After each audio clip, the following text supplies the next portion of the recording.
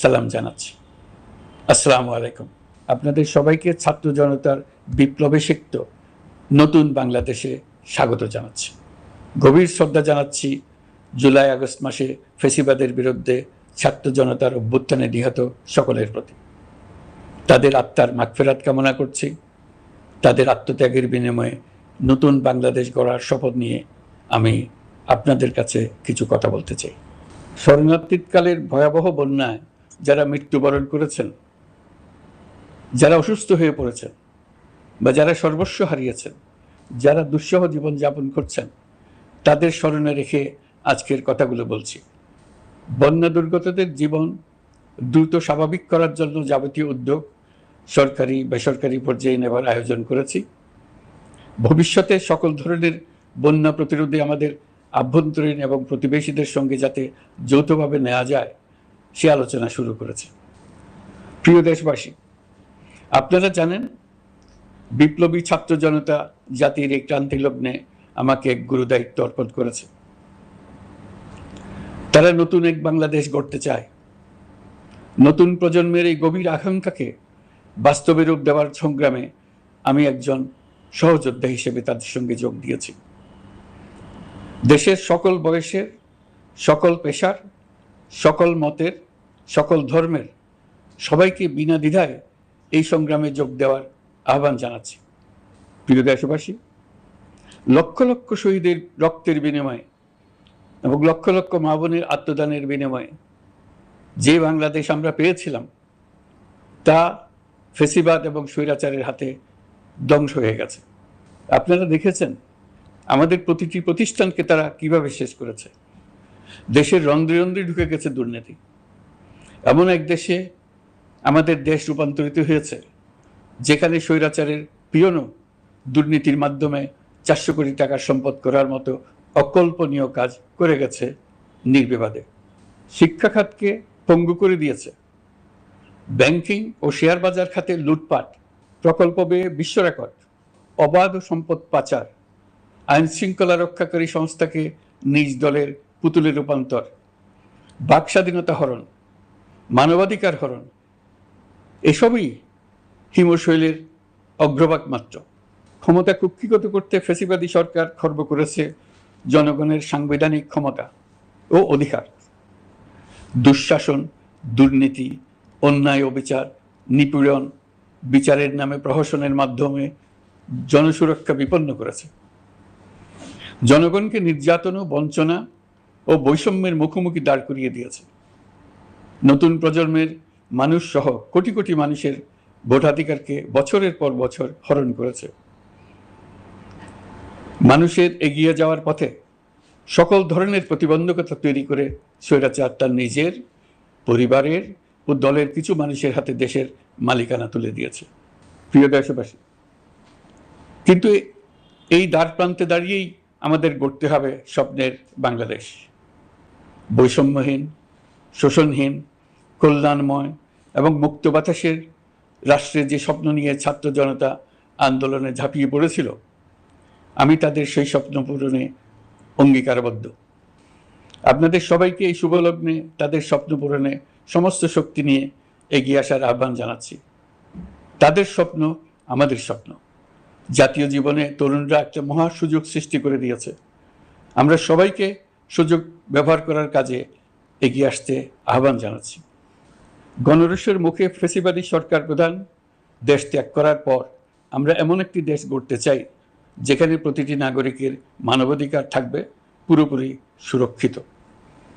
আমাদের লক্ষ্য একটাই, উদার, গণতান্ত্রিক, বৈষম্যহীন, অসাম্প্রদায়িক বাংলাদেশ। আমরা এক পরিবার, আমাদের এক লক্ষ্য। কোনো ভেদাভেদ যেন আমাদের স্বপ্নকে ব্যাহত করতে না পারে, সেজন্য আমরা প্রতিজ্ঞাবদ্ধ। বর্তমান সরকারের দায়িত্ব গ্রহণের মাত্র 2 সপ্তাহ শেষ হলো। কর্মযাত্রার প্রথম পর্যায়ে রাষ্ট্র সংস্কারের কাজে আপনাদের কাছ থেকে যে সমর্থন পাচ্ছি সেজন্য আন্তরিক ধন্যবাদ। আমরা অনুধাবন করছি যে আমাদের কাছে আপনাদের প্রত্যাশা অনেক। এই প্রত্যাশা পূরণে আমরা বদ্ধপরিকর। যদিও দীর্ঘদিনের গণতন্ত্রহীনতা, 15 বছরের ফ্যাসিবাদী শাসন ব্যবস্থা প্রায় প্রতিটি ক্ষেত্রেই আমাদের জন্য পর্বতসম চ্যালেঞ্জ রেখে গিয়েছে, কিন্তু এই চ্যালেঞ্জ গ্রহণে আমরা প্রস্তুত। আজ আমি সরকারের পক্ষ থেকে আপনাদের দোয়া ও সহযোগিতা কামনা করতে আপনাদের সামনে এসেছি। শুধু আমি বলবো, আপনাদের একটু ধৈর্য ধরতে হবে। এখনই সব দাবি পূরণ করার জন্য জোর করা, প্রতিষ্ঠানে ঢুকে ব্যক্তিবিশেষকে হুমকির মধ্যে ফেলা, মামলা গ্রহণের জন্য চাপ সৃষ্টি করা, বিচারের জন্য গ্রেফতারকৃত ব্যক্তিকে আদালতে হামলা করে আগেই এক ধরনের বিচার করে ফেলার যে প্রবণতা, তা থেকে বের হতে হবে। ছাত্র জনতার বিপ্লবের গৌরব ও সম্ভাবনা এসব কাজে ম্লান হয়ে যাবে। নতুন বাংলাদেশ গড়ার প্রচেষ্টাও এতে ব্যাহত হবে। রাতারাতি এই পরিস্থিতি থেকে উত্তরণ কঠিন। নড়বড়ে এক কাঠামো, আমি বরং বলবো জনস্বার্থের বিপরীতমুখী এক কাঠামোর উপর দাঁড়িয়ে আমাদেরকে দেশ পুনর্গঠনের কাজে হাত দিতে হয়েছে। আমরা এখান থেকেই বাংলাদেশকে এমনভাবে করতে চাই যেন এদেশে জনগণই সত্যিকার অর্থে সকল ক্ষমতার উৎস হয়, বিশ্ব দরবারে একটি মানবিক ও কল্যাণকর রাষ্ট্র হিসেবে সমাদৃত হয়। তরুণ প্রজন্ম, শিক্ষার্থী ও জনতার আত্মত্যাগের প্রতি সম্মান জানাতে রাষ্ট্র সংস্কারের কাজে সফল আমাদের হতেই হবে, এর আর কোনো বিকল্প নেই। প্রিয় দেশবাসী, আপনারা ইতিমধ্যে জেনেছেন জুলাই আগস্ট মাসে গণ অভ্যুত্থানে বল প্রয়োগ ও হতাহতের যে দুঃসহ ঘটনা ঘটানো হয়েছে তার স্বচ্ছ তদন্ত করতে জাতিসংঘের মানবাধিকার কমিশনের প্রধানকে বাংলাদেশে এসে তাদের তদন্ত শুরু করতে আমরা আমন্ত্রণ জানিয়েছি। তদন্তের এই প্রক্রিয়া এই সপ্তাহে শুরু হবে। তাদের প্রথম দল ইতিমধ্যে এসে গেছে। আমরা ইতিমধ্যে ছাত্র জনতার বিপ্লবকে নস্যাৎ করতে যে শত শত মিথ্যা ও হয়রানিমূলক মামলা দায়ের করা হয়েছিল তার অধিকাংশ প্রত্যাহার করেছি এবং আটক ছাত্র জনতার মুক্তি লাভের ব্যবস্থা করেছে। পর্যায়ক্রমে মিথ্যা ও গায়েবী সকল মামলার ক্ষেত্রে অনুরূপ ব্যবস্থা গ্রহণ করে মানুষকে দুঃসহ ভোগান্তি থেকে মুক্ত করা হবে। ন্যায় বিচার নিশ্চিত করতে গণ অভ্যুত্থানের সকল শহীদ পরিবারকে পুনর্বাসন করবে। সকল আহত শিক্ষার্থী ও জনতার চিকিৎসার সম্পূর্ণ ব্যয় সরকার বহন করবে। সেই লক্ষ্যে স্বাস্থ্য মন্ত্রণালয়ের নেতৃত্বে উপদেষ্টা পরিষদে বৈষম্য বিরোধী ছাত্র আন্দোলনের প্রতিনিধিত্বকারী 2 জন উপদেষ্টার সহায়তায় একটা পূর্ণাঙ্গ তালিকা প্রস্তুত করা হচ্ছে। এই কার্যক্রমের জন্য এবং গণ অভ্যুত্থানের শহীদদের স্মৃতি ধরে রাখতে সরকার অতি দ্রুত জুলাই গণহত্যা স্মৃতি ফাউন্ডেশন নামে একটি ফাউন্ডেশন প্রতিষ্ঠা করার প্রক্রিয়া শেষ পর্যায়ে এনেছে। আপনাদের সবার এবং বিদেশে অবস্থানরত ভাই বোনদের অনুদান এই প্রতিষ্ঠানে পাঠানোর জন্য অনুরোধ করছি। আমি ব্যক্তিগতভাবে এই প্রতিষ্ঠানের চেয়ারম্যানের পদ গ্রহণ করেছি। প্রিয় দেশবাসী, আপনারা লক্ষ্য করেছেন দায়িত্ব গ্রহণ করেই আমাদেরকে আইন শৃঙ্খলা অঙ্গনে অস্থির পরিস্থিতি সামাল দিতে হয়েছে। আপনাদের সহযোগিতা ও সমর্থনে দেশপ্রেমিক সকল আইন শৃঙ্খলা রক্ষাকারী বাহিনী কাজে যোগ দিয়েছে। ফ্যাসিবাদী সরকার প্রশাসনের চরম দলীয়করণ করার ফলে বিপুল সংখ্যক কর্মকর্তা কর্মচারী দীর্ঘদিন বৈষম্যের শিকার হয়েছেন। আমরা ইতিমধ্যে সংশোধনমূলক ব্যবস্থা গ্রহণ করতে আরম্ভ করেছি, তবে প্রশাসনকে গতিশীল রাখতে এবং একই সাথে সুনির্দিষ্ট পদ্ধতি অনুসরণ করে সঠিক সিদ্ধান্তে উপনীত হতে সময় প্রয়োজন। সেজন্য সকলকে ধৈর্য ধরার অনুরোধ করছি। প্রশাসনের সকল ক্ষেত্রে প্রতিষ্ঠানগুলো যেন জনগণের আস্থা ফিরে পায়, সেটি আমাদের অন্যতম উদ্দেশ্য। লুটপাট ও দুর্নীতির আখড়ায় পরিণত করা ব্যাংকিং খাতে সুশাসন নিশ্চিত করার জন্য আমরা উদ্যোগ নিয়েছি। এই খাতে দক্ষ জনবল নিয়োগ দেওয়া হচ্ছে। ব্যাংকিং খাতে শৃঙ্খলা স্থাপন, ব্যবসা বাণিজ্যে সহায়ক পরিবেশ তৈরি এবং জনগণের জীবনযাপন সহজ করতে নিত্য প্রয়োজনীয় দ্রব্যমূল্য ও মূল্যস্ফীতি নিয়ন্ত্রণে আনার আমরা উদ্যোগ সচল করেছি। ব্যাংকিং খাতে দীর্ঘমেয়াদী সংস্কারের জন্য ব্যাংক কমিশন গঠন করা হবে। আর্থিক খাতে সার্বিক পরিস্থিতি ও সংস্কার বিষয়ে একটি রূপকল্প তৈরি করা হবে, যা দ্রুত জনসমক্ষে প্রকাশ করা হবে। শেয়ার বাজার, পরিবহন খাত সহ যেসব ক্ষেত্রে চরম বিশৃঙ্খলা বিরাজ করছে তা নিরসনের দ্রুত পদক্ষেপ নেওয়া হচ্ছে। বিচার বিভাগকে দুর্নীতি ও দলীয় প্রভাব মুক্ত করতে কার্যক্রম শুরু হয়েছে। একটি সুনির্দিষ্ট প্রক্রিয়ার মধ্য দিয়ে বিচার বিভাগের স্বাধীনতা ও জবাবদিহিতা নিশ্চিত করার উদ্যোগ নেওয়া হয়েছে। ফ্যাসিবাদী সরকারের বিচার বহির্ভূত হত্যাকাণ্ড, গুম, খুন, অপহরণ এবং আয়নাঘরের মতো চরম ঘৃণ্য সকল অপকর্মের ন্যায় বিচার নিশ্চিত করা হবে। এসব অপকর্মের সঙ্গে জড়িত সকলের বিচার নিশ্চিত করা হবে। তালিকা প্রস্তুত করে মিথ্যা মামলা প্রত্যাহার করা হবে। দুর্নীতি ও সম্পদ পাচারের বিচার করা হবে। আইন শৃঙ্খলার ক্ষেত্রে জনমুখী ও দলীয় প্রভাবমুক্ত জবাবদিহিমূলক কাঠামো সৃষ্টির লক্ষ্যে পুলিশ কমিশন গঠন করা হবে। জাতিসংঘের তদন্ত প্রতিবেদন, দায়িত্বপ্রাপ্ত সকল সংস্থা ও জনগণের সাথে মত বিনিময়ের মাধ্যমে কমিশনের নেতৃত্বে প্রয়োজনীয় সংস্কার করা হবে। বাংলাদেশকে আর কোনোদিন কেউ যেন কোনো পুলিশি রাষ্ট্রে পরিণত করতে না পারে তার ব্যবস্থা করা হবে। তথ্যের অবাধ প্রবাহ ও গণমাধ্যমের স্বাধীনতা নিশ্চিত করা হবে। ফ্যাসিবাদী সরকার গণমাধ্যমের উপরও দলীয়করণ ও নির্যাতনের বোঝা চাপিয়েছিল। জনগণের তথ্যের অধিকার নিশ্চিত করতে আমরা প্রতিশ্রুতিবদ্ধ। তথ্যের প্রবাহে বিদ্যমান আইনি ও অন্যান্য বাধা অপসারণ করা হবে। মত প্রকাশের স্বাধীনতা বাধাগ্রস্ত করে এমন সব আইনের নিপীড়নমূলক ধারা সংশোধন করা হবে। ইতিমধ্যে এই ধরনের আইনগুলো নিশ্চিহ্নিত করে এই প্রক্রিয়া শুরু করা হয়েছে। বিদেশি সংবাদকর্মীদের এদেশে আসার পর যে অলিখিত নিষেধাজ্ঞা ছিল, ইতিমধ্যে আমরা তা তুলে নিয়েছি। বিদেশি সাংবাদিকদের দ্রুত ভিসা দিতে সংশ্লিষ্ট কর্মকর্তাদের নির্দেশ দেওয়া হয়েছে। আমরা আশা করি পরিবর্তিত পরিস্থিতিতে গণমাধ্যম কর্মীরা নিরপেক্ষ সাংবাদিকতা চালিয়ে যাবেন। শিক্ষাক্ষেত্রে চরম নৈরাজ্য প্রতিষ্ঠিত করে গেছে বিগত সরকার।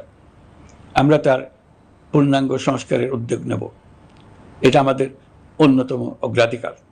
আপনারা জানেন, দায়িত্ব গ্রহণের পর দ্রুততম সময়ের মধ্যে সকল শিক্ষা প্রতিষ্ঠান খুলে দেওয়া হয়েছে।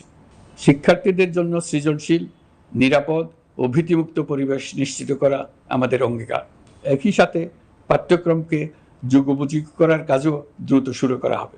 গণতন্ত্রকে সুসংহত করতে স্থানীয় সরকার প্রতিষ্ঠানগুলোকে শক্তিশালী করা হবে এবং ক্ষমতার বিকেন্দ্রীকরণ নিশ্চিত করা হবে।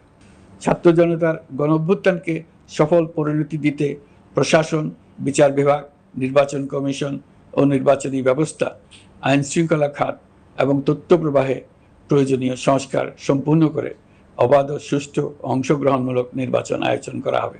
এর লক্ষ্য হবে দুর্নীতি, লুটপাট, গণহত্যার বিরুদ্ধে একটি জবাবদিহিতামূলক রাজনৈতিক বন্দোবস্তের সূচনা।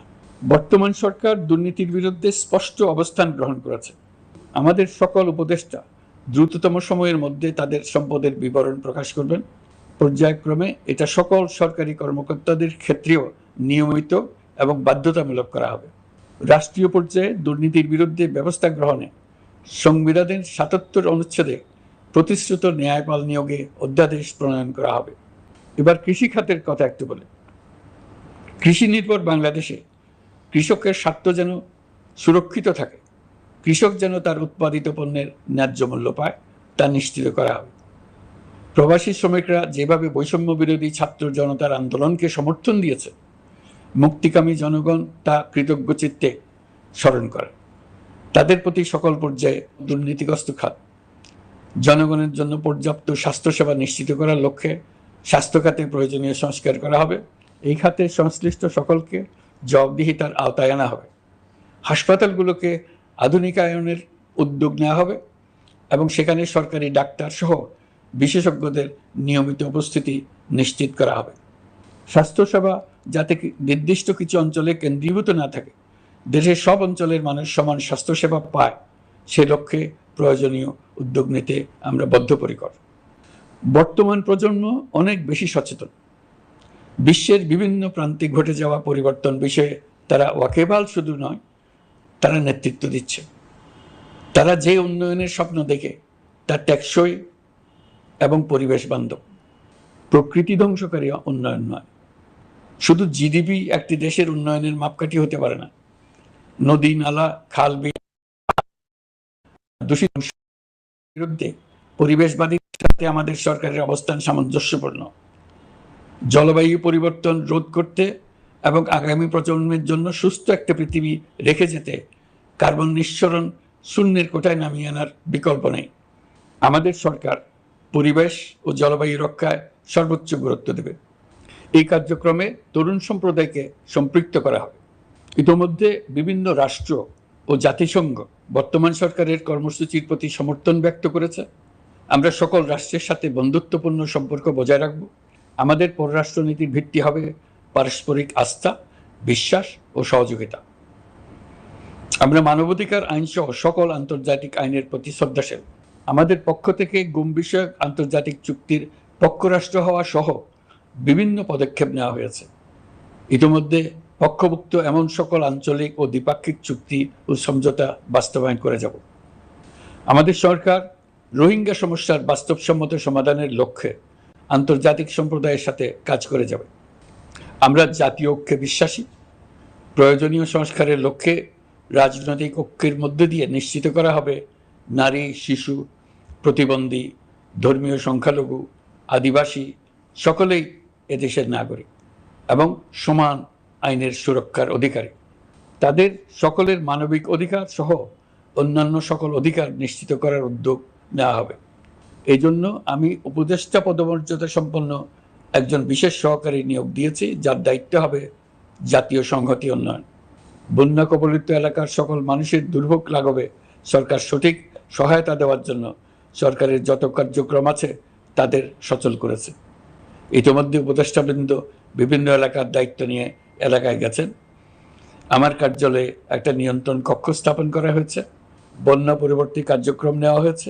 ভবিষ্যতে বন্যা নিয়ন্ত্রণের জন্য করণীয় কী স্থির করার জন্য পদক্ষেপ নেওয়া হচ্ছে। দেশপ্রেমিক সেনাবাহিনী, পুলিশ, বিজিবি, র্যাবকে গুম নির্যাতনের কাজে লাগিয়ে তাদের কলঙ্কিত করা হয়েছে। তারা দেশের গৌরব। তাদেরও কিছু অতি উৎসাহী সদস্যের কারণে পুরো বাহিনীকে আমরা কলঙ্কিত দেখতে চাই না। আমরা অপরাধীদের চিহ্নিত করতে চাই এবং তাদের শাস্তি দিতে চাই, যেন ভবিষ্যতে কারো হুকুমে দেশপ্রেমিক কোনো বাহিনীর, পুলিশের, র্যাবের কোনো সদস্য হত্যাকাণ্ড, গুম ও অত্যাচারে জড়িত হওয়ার সাহস না করে। তাদের কাছে হুকুম যত বড় কর্তৃপক্ষের কাছ থেকে আসুক না কেন, তারা তা উপেক্ষা করবে। ভবিষ্যতে উপরওয়ালার হুকুমে এমন ঘৃণ্য কাজ করতে বাধ্য হয়েছে এমন ব্যাখ্যা কারো কাছে গৃহীত না হয় তার ব্যবস্থা করা হবে। আমি দেশরক্ষা বাহিনী, পুলিশ বাহিনী এবং অন্যান্য সহল বাহিনীকে নির্দেশ দিয়েছি তারা তাদের মধ্যে যারা হত্যাকাণ্ড, গুম, খুন বা শারীরিক মানসিক অত্যাচারে সরাসরি জড়িত তাদের চিহ্নিত করে বিচারের ব্যবস্থা করতে। যারা গুম হয়েছে, হত্যার শিকার হয়েছে তাদের তালিকা প্রস্তুত করতে। তাদের পরিবার সমূহকে সান্ত্বনা দেওয়ার ভাষা আমার নাই। তাদের জীবনে শান্তি ফিরিয়ে আনতে আমরা প্রচেষ্টা অব্যাহত রাখব। আমি সকল দেশরক্ষা বাহিনী ও আইনশৃঙ্খলা বাহিনীকে তাদের উপর জনগণের সম্পূর্ণ আস্থা ফিরিয়ে আনতে সকল পদক্ষেপ গ্রহণ করতে নির্দেশ দিয়েছি। গত 15 বছরের দুর্নীতি, অর্থ পাচার ও জনস্বার্থ বিরোধী চুক্তি স্বাক্ষর, প্রকল্পের নামে লুটপাট ইত্যাদি তথ্য নিয়ে একটি শ্বেতপত্র প্রণয়নের জন্য আমি ইতিমধ্যে একটি কমিটি গঠন করেছি। আমি বিভিন্ন দেশের রাষ্ট্রদূত এবং দাতা সংস্থার প্রতিনিধিদের সঙ্গে বৈঠক করেছি এবং করে যাচ্ছি। ছাত্র জনতার গণঅভ্যুত্থানের পর দেশ গঠনের জন্য সকল প্রকার আর্থিক অন্যান্য সহযোগিতার জন্য তাদেরকে অনুরোধ জানাচ্ছি। তারা এই ব্যাপারে আগ্রহ দেখাচ্ছে। তাদের কাছে আমাদের প্রস্তাবসমূহ প্রণয়ন করে দ্রুত পাঠানোর ব্যবস্থা নিয়েছি। তাদেরকে অনুরোধ জানিয়েছি তারা যেন পরিস্থিতির কারণে অতি দ্রুত অর্থ ছাড় করার ব্যবস্থা নেন। তাদেরকেও বলেছি যে অবস্থার মধ্য দিয়ে আমরা যাচ্ছি তা যেমন একটি দুর্যোগপূর্ণ সময়, তেমনি এটা জাতির জীবনে মস্ত বড় সুযোগ। এই সুযোগকে যেন আমরা পূর্ণভাবে কাজে লাগাতে পারি, সেই জন্য তাদের সহযোগিতা চেয়েছি। এই গণ অভ্যুত্থানে বিদেশে অবস্থানকারী বাংলাদেশিরা অত্যন্ত গুরুত্বপূর্ণ ভূমিকা পালন করেছেন। জাতি তাদের অবদান বিশেষভাবে স্মরণ করবে। নতুন বাংলাদেশ গড়ার কাজে আমরা তাদের অংশগ্রহণ চাইব। আমাদের একটি লক্ষ্য হবে বিদেশগামী এবং প্রত্যাবর্তনকারী প্রত্যেক প্রবাসী শ্রমিককে মর্যাদা ও সম্মানের সঙ্গে দেশে আসা এবং যাওয়া নিশ্চিত করা। সে ব্যাপারে শিগগিরই পদক্ষেপ নেওয়া হবে। বিদেশে অবস্থানরত সকলের কাছে আমার আবেদন, তারা যেন তাদের উপার্জিত অর্থ অফিসিয়াল চ্যানেলে দেশে পাঠান। দেশের অর্থনৈতিক সংকট উত্তরণে এই অর্থ বিশেষভাবে প্রয়োজন। কি কি ব্যবস্থা নিলে তাদের জন্য অফিসিয়াল চ্যানেলে অর্থ পাঠানো সহজ হবে সেটা সম্বন্ধে আমরা তাদের পরামর্শ নেব। সারা দেশ ঘুষের মহাসমুদ্রে নিমজ্জিত। কিভাবে ঘুষ থেকে আমরা মুক্ত হতে পারি তার জন্য আমাদের পরামর্শ দেন। শুধু এই কাজটা নিয়ে অগ্রসর হতে পারলেই আমি মনে করি দেশের জন্য এই সরকার একটা গুরুত্বপূর্ণ অবদান রেখে গেছে বলে স্মরণীয় হয়ে থাকবে।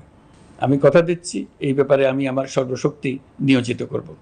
আমাদের দায়িত্ব দেশের সকল মানুষকে একটি পরিবারের বন্ধনে আবদ্ধ করা। পরিবারে মতভেদ থাকবে, বাকবিতণ্ডা হবে, কিন্তু আমরা ভাই বোন, আমরা বাবা মা, আমরা কেউ কারো শত্রু না। কাউকে তার মতের জন্য শত্রু মনে করব না, কাউকে ধর্মের কারণে শত্রু মনে করব না, কাউকে লিঙ্গের কারণে শত্রু মনে করব না। আমরা সবাই সমান, কেউ কারো উপরে, কেউ কারো নিচে না। এই ধারণা আমরা জাতীয় জীবনের সর্বক্ষেত্রে প্রতিষ্ঠিত করতে চাই। একটা বিশেষ ব্যাপারে আমরা আপনাদের সহযোগিতা চাচ্ছি। আমাদের দায়িত্ব গ্রহণের পর থেকে প্রতিদিন সচিবালয়ে, আমার অফিসের আশেপাশে, শহরের বিভিন্ন স্থানে সমাবেশ করা হচ্ছে। গত 16 বছরের অনেক দুঃখ কষ্ট আপনাদের জমা আছে, সেটা আমরা বুঝি। আমাদের যদি কাজ করতে না দেন তাহলে দুঃখ ঘোচানোর সকল পথ বন্ধ হয়ে যাবে। আপনাদের কাছে একান্ত অনুরোধ, আমাদের কাজ করতে দেন। আপনাদের যা চাওয়া তা লিখিতভাবে আমাদেরকে দিয়ে যান। আমরা আপনাদের বিপক্ষ দল নয়। আইনসঙ্গতভাবে যা কিছু করার আছে আমরা অবশ্যই তা করব, কিন্তু আমাদেরকে ঘেরাও করে এই গুরুত্বপূর্ণ দিনগুলোতে আমাদের কাজে বাধা দেবেন না। সবাই মিলে তাদের বোঝান, তারা যেন এই সময়ে তাদের অভিযোগের প্রতি দৃষ্টি আকর্ষণের জন্য আমাদের দৈনন্দিন গুরুত্বপূর্ণ কাজে বাধা না দেন। একটা বিষয়ে সবাই জানতে আগ্রহী, কখন আমাদের সরকার বিদায় নেবে। এটার জবাব আপনাদের হাতে। কখন আপনারা আমাদেরকে বিদায় দেবেন? আমরা কেউ দেশ শাসনের মানুষ নই। আমাদের নিজ নিজ পেশায় আমরা আনন্দ পাই। দেশের সংকটকালে ছাত্রদের আহ্বানে আমরা এই দায়িত্ব গ্রহণ করেছি। আমরা সমস্ত শক্তি দিয়ে দায়িত্ব পালন করব। আমাদের উপদেষ্টা মণ্ডলীও এই লক্ষ্যে উদ্বুদ্ধ হয়ে সবাই মিলে একটা টিম হিসেবে কাজ করে যাচ্ছি। কখন নির্বাচন হবে সেটা সম্পূর্ণ রাজনৈতিক সিদ্ধান্ত, আমাদের সিদ্ধান্ত নয়। দেশবাসীকে ঠিক করতে হবে আপনারা কখন আমাদেরকে ছেড়ে দেবেন। আমরা ছাত্রদের আহ্বানে এসেছি, তারা আমাদের প্রাথমিক নিয়োগকর্তা।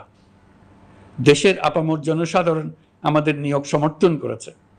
আমরা ক্রমাগতভাবে সবাইকে বিষয়টি স্মরণ করিয়ে যাব, যাতে হঠাৎ করে এই প্রশ্ন উত্থাপিত না হয় আমরা কখন যাব। তারা যখনই বলবে আমরা চলে যাব। আমরা সংস্কারের অংশ হিসেবে নির্বাচন কমিশনকেও সংস্কার করব। কমিশনকে যে কোনো সময় আদর্শ নির্বাচনের জন্য প্রস্তুত রাখব। আমরা বিভিন্ন সংস্কারের কাজ শুরু করেছি। দেশবাসীকে অনুরোধ করব একটা আলোচনা শুরু করতে। আমরা সর্বনিম্ন কি কি কাজ সম্পূর্ণ করে যাব, কি কি কাজ মোটামুটি করে গেলে হবে। এই আলোচনার মাধ্যমে আমরা একটা দিক নির্দেশনা পেতে পারি। তবে চূড়ান্ত সিদ্ধান্ত রাজনৈতিক সিদ্ধান্ত, সেটা রাজনৈতিক আলোচনা থেকেই আসবে। এই দিক নির্দেশনা না পেলে আমরা দাতা সরকার এবং আন্তর্জাতিক অর্থনৈতিক প্রতিষ্ঠানসমূহের সঙ্গে আলোচনায় দৃঢ়তার সঙ্গে অগ্রসর হতে পারছি না। আমি নিশ্চয়তা দিচ্ছি, আমরা আমাদের পক্ষ থেকে মেয়াদ বৃদ্ধির কোনো প্রশ্ন তুলব না। আমরা আপনাদের সকলের দোয়া চাই। যেই কদিন আছি সেই সময়টুকু উপদেষ্টা মণ্ডলীর প্রত্যেকে নিজ নিজ সাধ্যমতো দেশের এই সংকটকালে সংকট উত্তরণে যেন নিজ নিজ মেধা সাধ্যমতো কাজে লাগাতে পারে। নতুন বাংলাদেশ গড়ার যে সুযোগ ছাত্র জনতার রক্তের বিনিময়ে আমরা অর্জন করলাম, আমরা আমাদের মতানৈক্যের কারণে সেটা যেন হাতছাড়া করে না ফেলে, এটা আমরা নিশ্চিত করতে চাই। এই সুযোগ এবার হারিয়ে ফেললে আমরা জাতি হিসেবে পরাজিত হয়ে যাব। শহীদ, আহত এবং জীবিত ছাত্র জনতার কাছে আমরা প্রতিজ্ঞাবদ্ধ থাকতে চাই। আমরা এই অর্জনকে কিছুতেই হারিয়ে যেতে দেব না। যে সুযোগ তারা আমাদেরকে দিয়েছে তার মাধ্যমে আমাদের দেশকে পৃথিবীর একটি শ্রদ্ধেয়, সকল দিকে দৃষ্টান্ত স্থাপনকারী দেশে পরিণত করতে আমরা শপথ নিয়েছি। সবশেষে আবারও আমাদের দেশের সকল মানুষ, শিশু, কিশোর কিশোরী, তরুণ তরুণী, বয়স্ক, বৃদ্ধ, নারী, পুরুষ সবার কাছে দোয়া চাইছি যেন আমরা আমাদের সকলের স্বপ্ন বাস্তবায়নে সফল হই। আল্লাহ আমাদের সহায় হন, আমাদের সবার মঙ্গল করুন।